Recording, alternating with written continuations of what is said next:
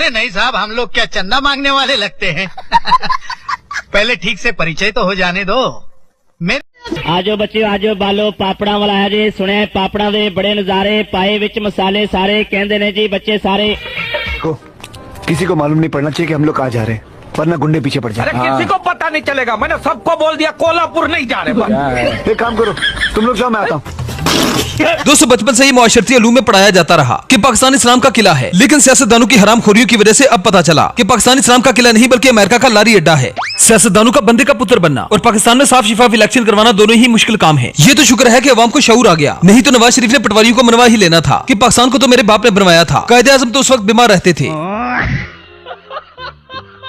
नवाज शरीफ का bank balance 732 अरब dollar, Zardari का bank balance 211 अरब dollar और पाकिस्तान का सिर्फ 3 अरब डॉलर। मुल्क का तबला बजाने के बाद यही सियासतदान कहते हैं कि हमने मुल्क को डिफॉल्ट होने से बचा लिया। इसकी मिसाल ऐसे ही है कि चलते हुए रास्ते में किसी को गोबर मिल जाए, गोबर को हल्का सा चखने के बाद वो मुस्कुरा कर कहे कि ये तो गोबर है, शुक्र है पांव को नहीं लग गया। अफसोस तो इस बात पे होता है कि मादनियात अमेरिका के हवाले, मोटरवे IMF के हवाले, एयरपोर्ट कतर के हवाले, मुल्क सैलाब के हवाले और अवाम अल्लाह दे हवाले। चीन दुनिया का वो वाहिद मुल्क है जो करप्शन पर फांसी देता है और पाकिस्तान दुनिया का वो वाहिद मुल्क है जो करप्शन पर वजारतें देता है। हमने सुना है अहले गैरत से यही जीना जिल्लत से हो तो फिर लंदन ही सही। पहले पटवारियों का कहना था कि मियां जदू आवेगा ते लग पता जावेगा, और अब पटवारियों का कहना है कि मियां सब 2026 में कुछ बड़ा करने वाले हैं। तो भाई मियां साहब इस उम्र और जिल्लत के साथ अब सिर्फ बड़ा पेशाब ही कर सकते हैं। हुक्मरानों ने पिछली कई दहाइयों से अवाम को सिर्फ फुद्दू ही बना रखा था। शहबाज शरीफ कहता था कि मैं जरदारी को लड़काने की सड़कों पर घसीटूंगा, करप्शन के पैसे इसके पेट से निकालूंगा, और अब ये एक दूसरे का पेट फाड़ने वाले मिल बैठे हैं। पूछो तो जवाब आता है कि हमने इत्तेहाद कर लिया है। मशहूर कहावत है कि कसाई के तख्ते के नीचे बैठे हुए कुत्तों का कोई इत्तेहाद नहीं होता, वो बस हड्डी की आस में एक दूसरे के साथ बैठे होते हैं। अजीब बात यह है कि बगैर लाइसेंस के मोटरसाइकिल चलाने पर आम आवाम को 2500 रुपए जुर्माना और जाली कागजात पर मुल्क चलाना सवाब का काम। भुट्टो ने कहा था कि पाकिस्तानी कौम घास खा लेगी पर किसी के आगे हाथ नहीं फैलाएगी। ये कौम गधे तक खा गई पर हाथ फैलाने से बाज नहीं आई। पाकिस्तान में रिश्वत और हरामखोरी इस कदर बढ़ चुकी है कि अगर कोई बंदा रिश्वत लेकर भी वक्त पर काम कर दे तो वो भी ईमानदारों की कैटेगरी में आता है। जिस तरह की महंगाई इस वक्त पाकिस्तान में चल रही है, वो दिन दूर नहीं जब हमें घर के पांडे और पतीले भी बेचने पड़ेंगे। पाकिस्तानियों को चाहिए कि वो दबाकर पानी पिया करें, क्योंकि आने वाले वक्त में बिजली का बिल अदा करने के लिए आपको अपना गुर्दा भी बेचना पड़ सकता है। मस्जिद है, मस्जिद के ऊपर भी मोहतरमा की तस्वीर लगी है, वॉशरूम भी है, तो एडमिनिस्ट्रेटर ने यहाँ कोई तस्वीर लगाई। मैं इस पर शदीद अल्फाज में एहतजाज करता हूँ और इस अमल की मजम्मत करता हूँ कि मोहतरमा की यहाँ की तस्वीर होनी चाहिए थी और उनके पापा की, उनकी फैमिली की।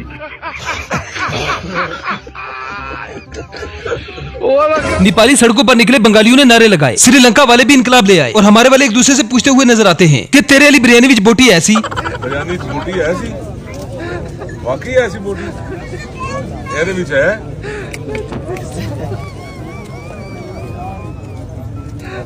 बेटे बिरयानी च बोटी है सी? बोटी कहाँ की बोटी?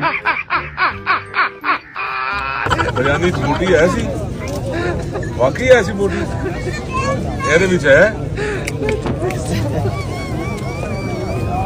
खुशाइन बात यह है कि शलवार कमीज ने सऊदी अरब के साथ मुआहदा तय कर लिया। मुआहदे में छोटे मियां साहब ने दो बड़े सवाल खड़े कर दिए। सऊदी वली अहद से छोटे मियां साहब का पहला सवाल ये था कि क्या हम चंदे के डब्बे सऊदी अरब में नस्ब कर सकते हैं, जबकि मौसूफ का दूसरा सवाल ये था कि हमारा और आपका मुआहदा तय हो गया है, अगर मुआहदे से पहले थोड़े से पैसे एडवांस मिल जाते तो बहुत ही अच्छा हो जाता, क्योंकि मेरा बड़ा भाई बीमार है, प्लेटलेट्स भी पूरी करवानी है, इलाज भी करवाना है। बेचारे को हफ्ते में कई हार्ट अटैक आते हैं, जज्बात, एहसासात, नमकियात सब कुछ कम है। वैसे तो हमारे पास सब कुछ है, बस गैरत की कमी है।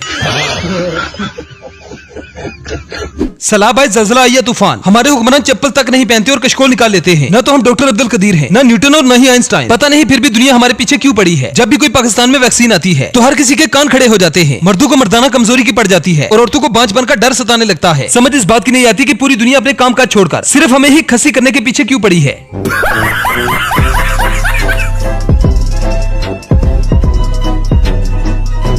पंजाब में सैलाब ने घरानों के घराने उजाड़ दिए और पंजाब की मां शोएब को ढूंढती रही कि शोएब के ही पानी नजर नहीं आ रहा। अब हालात ये हैं कि सैलाब से मुतासिर होने वाले लोगों के पास कोई ऐसे अल्फाज नहीं बचे जिससे वो हुकूमत पर लानत भेज सके। हाँ जी मियां साहब किन्नू सदना चाहिए जी? मरियम निवाज आवे साडे कोल और ओ साडा सर्वे करे जी। अच्छा साडा वेखे की वेखे घर हो। अच्छा बे किन्ना किन्ना डूब गए थल्ले। अच्छा हैं मोर साडा जनाब जी को तावन करे। अगे किन्नू बयान सदना चाहिए? अगे मीडिया वाले नु सदना चाहिए। मीडिया वाले नु। मीडिया वाले। मरियम नवाज अपनी एडवर्टाइजमेंट और तस्वीर लगवाने के लिए नवाज शरीफ की ही सरिया सीमेंट फैक्ट्री को ठेके दे रही है। सड़कों का तो बस नाम ही है, सड़कों के नाम पर बवासीर फैलाई जा रही है। इसे कहते हैं एक तीर से दो शिकार। नवाज शरीफ का सरिया सीमेंट भी बिक रहा है और सड़क के नाम पर आवाम को फुद्दू बनाने के बाद चौक चौराहे पर बाप और बेटी की तस्वीरें भी लग रही है। जरा पंजाब गवर्नमेंट की इस करप्शन को देखें कि अरबों रुपए की लागत से इस तरह की सड़कें बनाई जा रही है। बाईपास की करप्शन है, 2 दिन में पुल का जो है वो रोड बैठ गया। ये देखिए, और ये वहां इंजीनियर है जिन्होंने ज्वाइंट की जगह जो है वो मिट्टी के थैले भर के वो लगा दिए और ऊपर सड़क बना दी तजर्बा करने के लिए। ये देख लें जी, ये मिट्टी है, सारी मिट्टी है, ये सड़क है और ये सारी मिट्टी है। अबे साले तभी मेरा मत वाह दीदी। अभी इस अगली वीडियो में कमरान अकमल ने मोहम्मद नवाज की बात करते करते मियां नवाज शरीफ का किस्सा छेड़ दिया। नवाज शरीफ की दिलेर सियासत ने नवाज शरीफ को उस मुकाम पर ला खड़ा किया है कि मियां साहब का नाम लेते ही लोगों का हासा निकल जाता है। नवाज तो पिछले 35-40 साल से संभाल ही रहा पाकिस्तान को, लेकिन अब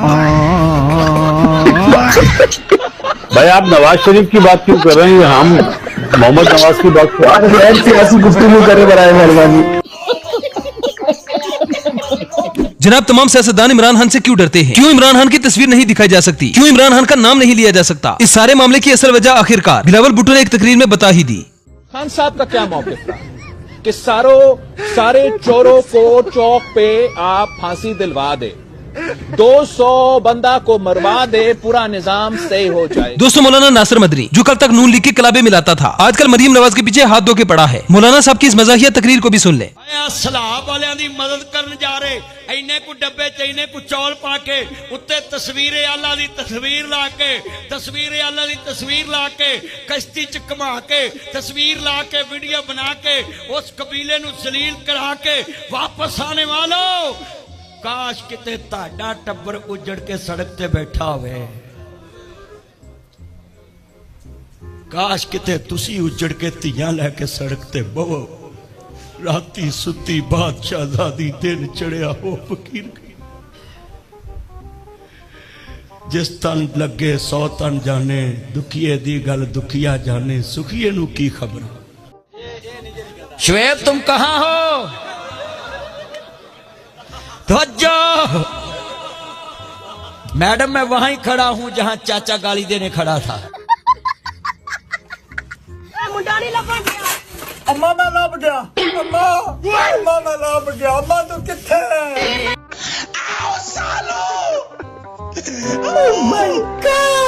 मैं ये कहना चाहती हूँ कि मुझ पे तनकीद करने वाले सुना, मुझ पे तनकीद करने वाले सुन, मैं तेरी बेबसी समझती हूँ। सुना ली, अब मेरी सुन।